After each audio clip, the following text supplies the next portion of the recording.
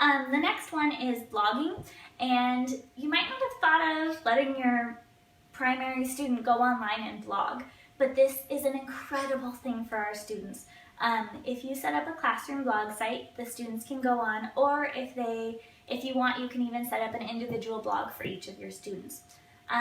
This is one of the #1 things that I love to do for journaling. So many teachers do daily journals in the class, whether it's science journals or math journals or just warm-up journals where they're free writing. This is a great place for those types of things because instead of having your students write it, they can go online and they can figure out how to put a picture in, how to type with it, and they can still be doing all those same processes of journaling, but now they have this beautiful blog page where they can go and they're so proud to show it off to their parents or to you. They love sharing their blog pages.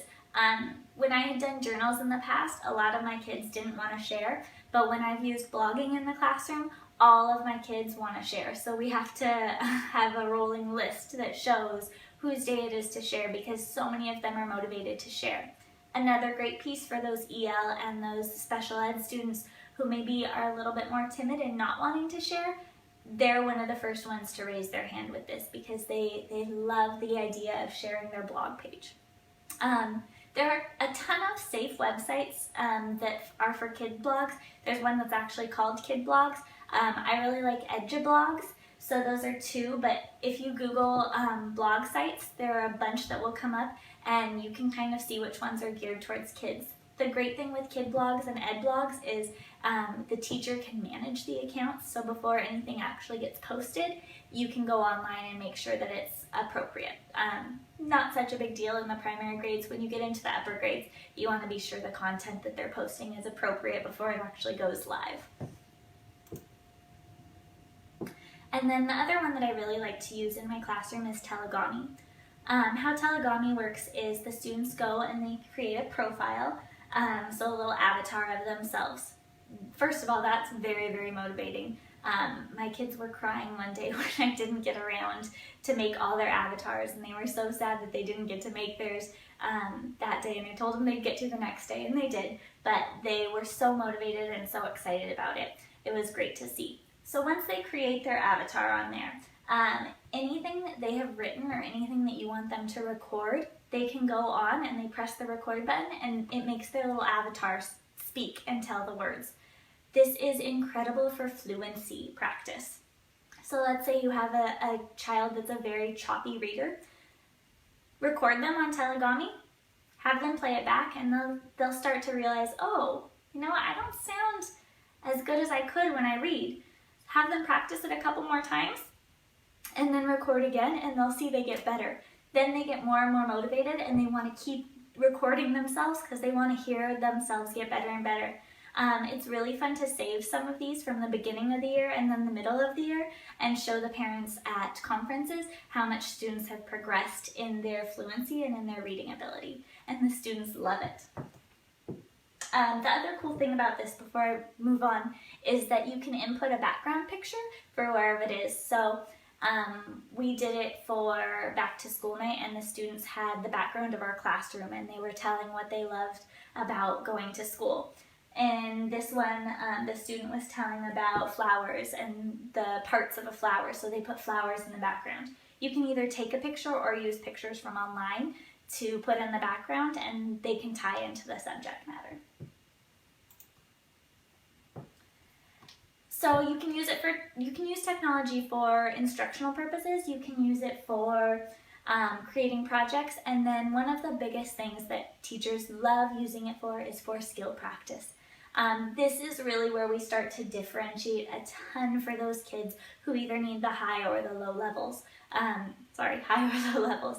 And so when we're using these, there are hundreds of applications, hundreds of websites that you can find in almost every single subject at any grade level to log on to. Many of them will track student progress and provide data for the teachers to drive instructions. So with Khan Academy and Lexia Reading, they will track the data so that you can then see how many books your students have read, how many math problems they've done, what level they're doing them at. and some of them will even adjust the level based on how many questions the student has answered correctly. And so this also enables not only students to work at their own level, but at their own pace.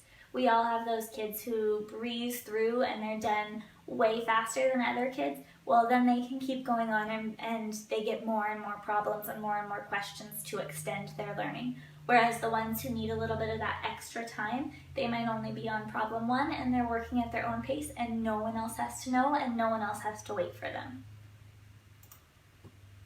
So Khan Academy is one of the really great ones for math, and it's completely free. Students create their own login, or you can create it for them, and then they can go online and it tracks their progress along the way.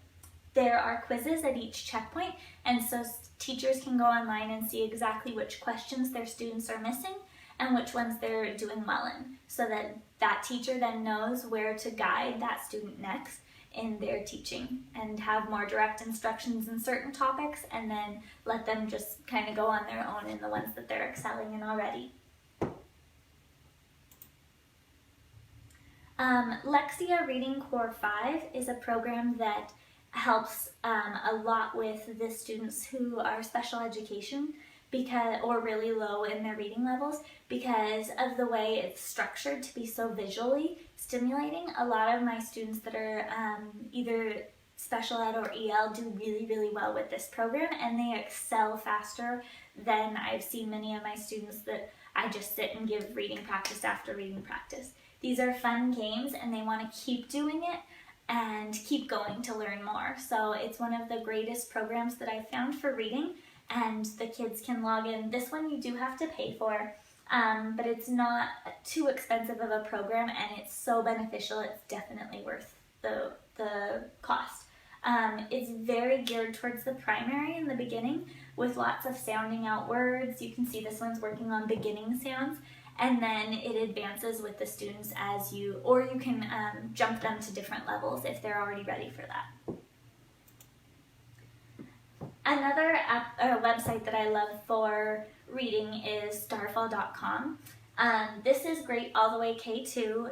The beginning ones are just working on ABC and phonics sounds, and then the kids actually start to learn to read and then work on reading, and then there's the I'm reading. So this has lots of different levels. I would log my kids in here, and actually there are 2 different ways you can do this. One is just online and you can only access the reading part of it, but if you log in and create a login, you can access a lot more information and curriculum. They have really great science and math stuff as well, but that's only through their login site.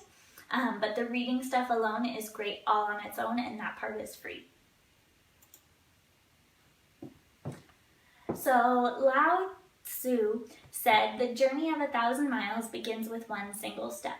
So even if you're scared to go out and try using technology in your classroom, just take the first baby step. Try maybe one of these applications and see how much it can do for your students. And then after you feel like you've mastered that, try another one. You have to start jumping in and taking it step by step, and eventually you'll see the incredible progress that it can make for your students.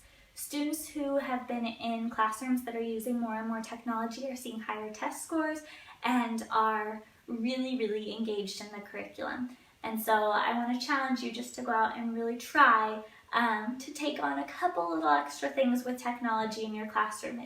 It can be scary at first, but I'm sure that once you start using it, you'll realize the power that it has in your classroom.